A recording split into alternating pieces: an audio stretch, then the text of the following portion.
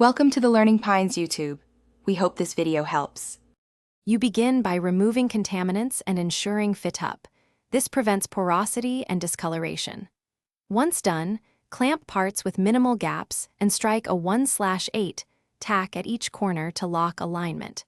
Make sure to purge with argon from the backside for stainless tubing or enclosed joints to avoid oxidation. Adjust amperage to match material thickness and practice a short bead on scrap to confirm travel speed and heat input before proceeding to full weld passes. You now focus on consistent technique.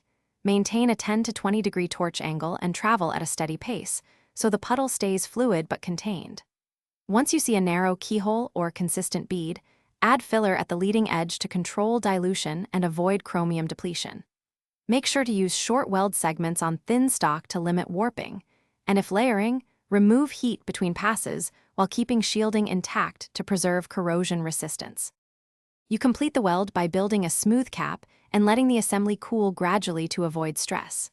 Once cooled, remove surface oxides with a stainless brush and apply pickling paste if color removal is needed. Then neutralize per product instructions to protect the base metal. If distortion appears, clamp and perform controlled hammering or reheating to relieve stress.